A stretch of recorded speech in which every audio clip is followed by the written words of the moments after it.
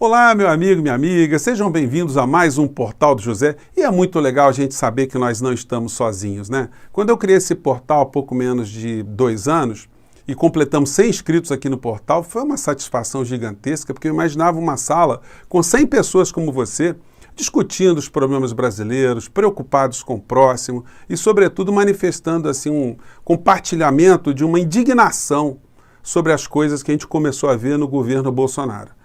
Para quem é do Rio de Janeiro, não era difícil adivinhar que coisas boas não aconteceriam. Sobretudo quando o Paulo Guedes se conectou com a campanha de Bolsonaro, e Paulo Guedes sendo uma figura da família Marinho, do Instituto Milênio, do mercado, com um passado super complicado, um homem que trabalhou na ditadura Pinochet, boa coisa não poderia acontecer. E aí com a pandemia, o resultado está sendo esse que a gente está assistindo todos os dias. Então é muito legal e importante saber que hoje somos mais de 257 mil pessoas inscritas aqui no nosso portal. Quero agradecer muito a vocês, por isso essa abertura está um pouco mais longa, porque é muito legal a gente estar chegando em tantas pessoas, muita gente nova chegando. Se você está chegando agora, se inscreva também, dê o clique no cantinho, ajude a gente a ajudar outras pessoas a entender o que está acontecendo no nosso país e vamos seguir em frente. Se gostar, dê joinha, compartilhe os vídeos e mande seus comentários e críticas, porque são sempre lidas e são sempre consideradas. Gente, nos nossos vídeos anteriores, eu cheguei a comentar com vocês sobre esse núcleo ideológico que estava meio esquecido do governo Bolsonaro, mas ele continua ativo, ele continua a criar muitos danos ao povo brasileiro. Sobretudo porque o presidente da República segue rigorosamente o que essa gente diz, o que essa gente informa, entre aspas, para ele. E aí, qualquer pessoa que tenha um mínimo de racionalidade fica extremamente chocada com o governo Bolsonaro e com as coisas que ele faz todos os dias. Agora ele mandou essa missão lá para Israel, que a gente vai esmiuçar algumas coisas escabrosas aqui, preocupantes, horripilantes, mas essa gente se inspira, sobretudo, num grupo chamado Epoch Times. É um jornal criado por uma seita que foi banida da China. Eles nasceram com bons ideais, eles ainda têm seguidores crédulos, seguidores de boa-fé espalhados, muita gente humilde, também espalhada por várias partes do mundo, e essa gente foi utilizada nos Estados Unidos politicamente por Donald Trump, porque essa seita que foi expulsa da China, eles se converteram numa organização anti-China em todos os níveis. E eles começaram a ganhar muito dinheiro com as fake news, cada vez mais pessoas se conectando com eles. Há suspeitas que as agências de inteligência norte-americana também se utilizam dessa seita, e hoje eles têm esse jornal aí chamado Epoch Times. A gente pega assim, todo dia tem uma fake, né? Deixa eu pegar aqui o cabeçalho aqui do jornal, deixa eu mostrar aqui para vocês, deixa eu apontar aqui. Gente, nosso programa não é editado, né? A gente vai direto aqui como se estivéssemos mesmo na nossa sala de bate-papos. Então aqui a notícia do dia é extração forçada de órgãos na China. Eles defendem que isso acontece lá na China, que eles pegam lá uma pessoa, enfim, sequestram, pegam um preso, né, e tiram o órgão do cara, enfim. Então, para vocês verem o nível. Isso não seria uma coisa para nós tão significativa se a gente não tivesse pessoas seguindo o governo, dentro do governo, seguindo o que dizem essas pessoas. Esse é o símbolo da Falun Gong, dessa seita que fundou lá o jornal Epoch Times, que tem os representantes que a gente vai mostrar daqui a pouquinho, que estão indo para Israel. Esse símbolo ele tem uma suástica ao contrário. Então tem essa coincidência, né, surpreendente de haver essa conexão, porque os nazistas também se utilizaram dessa mesma simbologia para fazerem o símbolo, né, da nova raça, do novo Reich, do terceiro milênio, como eles queriam. E aqui no Brasil a gente tem um grupo que está no poder, que se inspira também num jornal e que se inspira numa seita que tem essa conexão toda. Então, enfim, é uma coisa para a gente refletir, né? O que tem a ver uma coisa com a outra? Bom, eu deixo aí para vocês refletirem sobre essa temática. Para nós, o que tem mais importância hoje o que esse tipo de situação acarreta na nossa realidade no cotidiano. Aí, pegando outro tema aqui que se conecta com esse, eu falei com vocês também da viagem, da expedição científica para Israel para buscarem lá informações sobre o spray nasal, enfim. Israel está quase todo mundo já está vacinado lá. Os jornais lá não falaram absolutamente nada da visita. Eu dei uma olhada hoje nos principais jornais de Israel, eles não estão nem aí para esse grupo aí. Se bobear, esse pessoal não vai nem poder sair do hotel. Eles vão ficar presos lá, porque lá eles estão respeitando o protocolo. Sobretudo, pessoas vindas de um país com o nível de infecção que o Brasil está tendo. Eles têm informação lá, eles não são burros, né? Não vão deixar lá bombas, relógios, químicas, biológicas circularem para Israel à torta e direita. Mas quem eram essas pessoas, ou quem são essas pessoas que estão nessa comitiva? Bom, a gente falou ontem, né? Os mais notáveis de sempre é o deputado Hélio Negão, o Ernesto Araújo, o Eduardo Bananinha e o Van Garten aqui, que são todos, gente, exceto o Hélio, né? Mas os outros são todos seguidores desse Epoch Times, do Terça Livre, do Olavo de Carvalho, enfim, são as pessoas que comungam dessas mesmas ideias e foram lá para Israel. Mas aí tem uma pessoa que me chamou a atenção, que é esse cidadão aqui, esse senhor aqui. Quem é ele e o que ele está fazendo nessa expedição para Israel? Bom, eu fui pesquisar, gente. Trata-se aí do senhor, ele se chama Sargento Max. Pesquisando quem era o Sargento Max, a gente chega aqui a algumas imagens. Primeiro a gente vê o sargento aqui numa live com o Bolsonaro. O Bolsonaro esquece o nome do cara, esquece de onde que ele é, enfim, mas não deveria esquecer. E a gente vai falar por que é que ele não deveria esquecer. Vamos mostrar aqui o Bolsonaro falando com ele aqui. Ele colocou o Sargento Max numa live para encher linguiça, porque não tinha ninguém para estar nessa live no dia. Vamos lá. À direita aqui, vai ficar rapidamente, por pouco tempo fica aqui, o Sargento Max, está PM de São Paulo, trabalha PM do Rio de Janeiro, trabalha comigo lá em Brasília e é integrante do POP lá do Rio de Janeiro, Batalhão de Operações Policiais Especiais. Valeu. O Bolsonaro, é difícil para ele, né, guardar o que é o BOP e guardar que o Max era do Rio de Janeiro e não de São Paulo. Pois bem, vamos pegar aqui, deixa eu virar mais um pouquinho aqui, gente, de novo aqui. O nosso programa não é editado, gente, então perdoem as eventuais falhas técnicas, né? Tem uma outra imagem aqui do Sargento Max, o dia que o Bolsonaro foi lá no BOP. Isso aí em novembro de 2020. Aí a cena é essa aqui, gente, ele de terno, mas ele botou o bonezinho do BOP. Vamos lá. Desde que eu me conheço, eu tenho 23 anos na polícia. Desde que eu me conheço como policial, eu nunca vi um presidente pisar no quartel da Polícia Militar. Então ele fez esse discurso aí, né? Enfim, tá aí o Sargento Max. E ele tá sempre com o Bolsonaro para cima e para baixo. Eu peguei aqui uma imagem, deixa eu passar aqui o Falun Gong para baixo aqui, opa. Peguei essa imagem aqui, o deputado Hélio Negão comendo aqui uma linguiça, churrasquinho, e aqui atrás está o senhor Max, o Sargento Max. E aí, gente, nem estigma em relação a pessoa ser da polícia, até porque tenho muitos amigos policiais, muitos ex-alunos policiais da Polícia Militar, Polícia Federal, Polícia Civil, tenho os amigos de faculdade que são delegados, são de corporações policiais, enfim.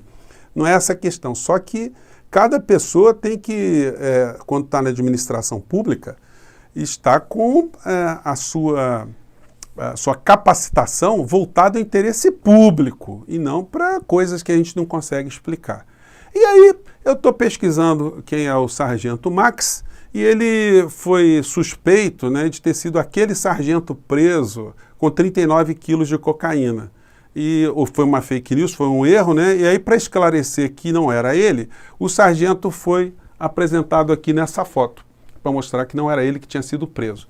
Então ele está aqui, o mesmo Sargento Max do BOP, ao lado de quem?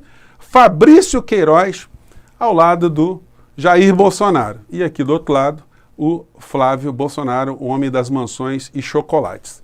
É bom lembrar que o Queiroz, ele estava no gabinete do Flávio, não porque o Flávio gostasse dele, porque fosse amigo, mas porque ele tinha sido orientado, tinha sido implantado por Bolsonaro no gabinete de Flávio para gerir o dinheiro no gabinete de Flávio. E aqui está aqui o nosso sargento Max, que agora está no governo também. Então tem umas conexões aí que eu acho que a imprensa agora deve começar a tentar desvendar que conexões são essas. Queiroz, o Marx, que está indo para Israel, para atrás do Elixir milagroso, né? E aí, gente, outras situações que vão se conectando umas com as outras, porque a chegada de Bolsonaro ao poder fez com que o governo cooptasse uma série de militares para que eles ficassem com a boca fechada e não se insubordinassem em relação à entrega do nosso país.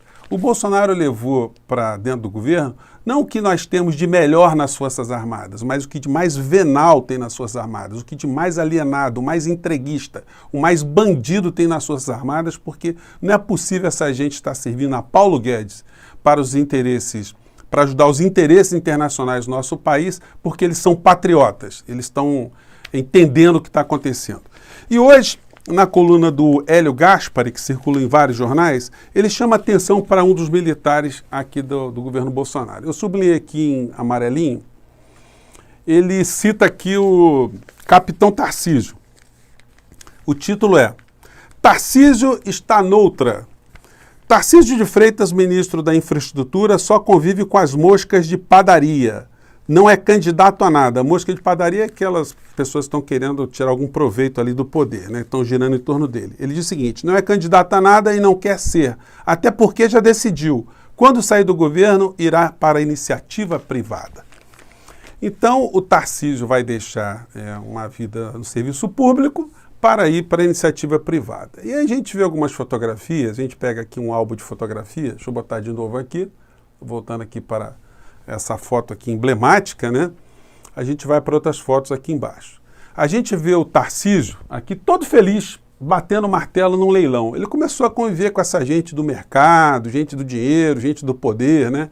A gente vai vendo foto aqui, o primeiro leilão que ele participou, outro leilão aqui, entregando, né, para a iniciativa privada aquilo que pertence ao povo brasileiro. Ele está ali todo feliz, todo entrosado ali, né?